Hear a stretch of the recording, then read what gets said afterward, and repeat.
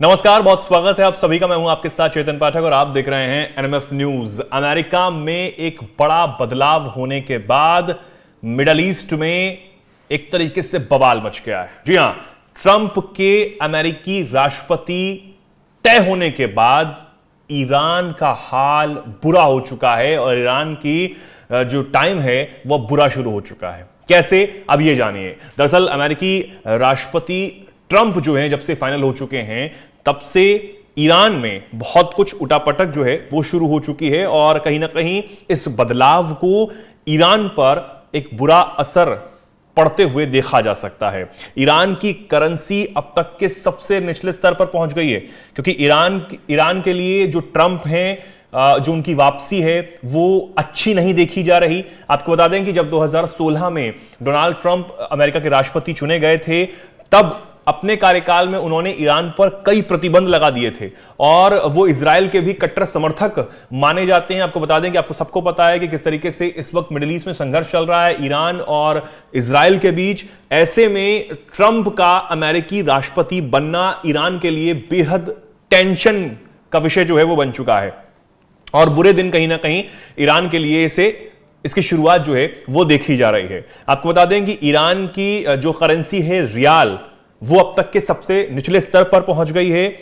एक अमेरिकी डॉलर के मुकाबले ईरानी रियाल 7,03,000 करीब रियाल पर जो कारोबार है वो कर रहा है।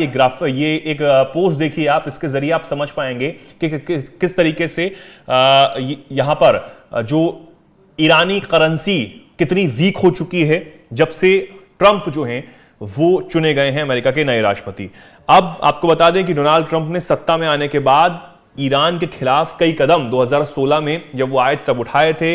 ईरान ने 2015 में विश्व शक्तियों के साथ परमाणु समझौता किया था। ट्रंप ने 2018 में उस परमाणु समझौते से अमेरिका को बाहर निकाला और ईरान पर कड़े आर्थिक प्रतिबंध तब लगाए थे और उसकी आर्थिक स्थिति को पूरी तरह कमजोर कर दिया था। 2015 में ईरानी रियाल $1 के मुकाबले 32,000 रियाल थी।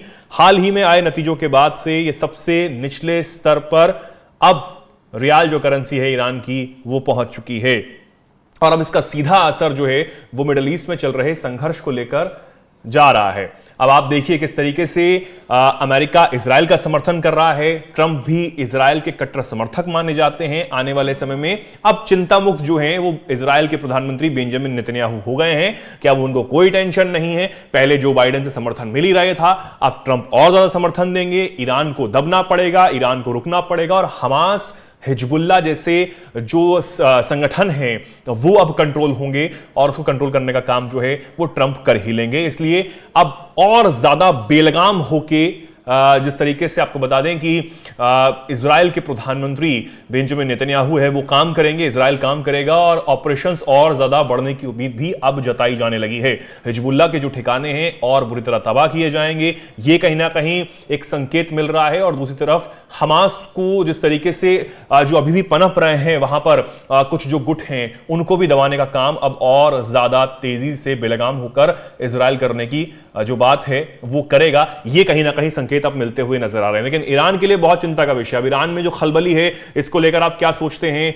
इसी के साथ इजराइल किस और तरीके से अब ईरान पर दबाव बनाने की कोशिश करेगा, इस पर आप क्या कुछ कहना चाहते हैं? और साथ ही आप ये भी बताइए कमेंट सेक्शन में कि ट्रंप अमेरिकी राष्ट्रपति बन गए हैं, इससे दुनिया पर आपके हिसाब से कैसा असर पड़ने वाला है, कैसा असर पड़ सकता है, अच्छा या बुरा, जो भी आप सोचते हो। कमेंट सेक्शन आपके लिए खुला हुआ है, उसमें आप जरूर बताएं और देखते रहें एनएमएफ न्यूज। नमस्कार।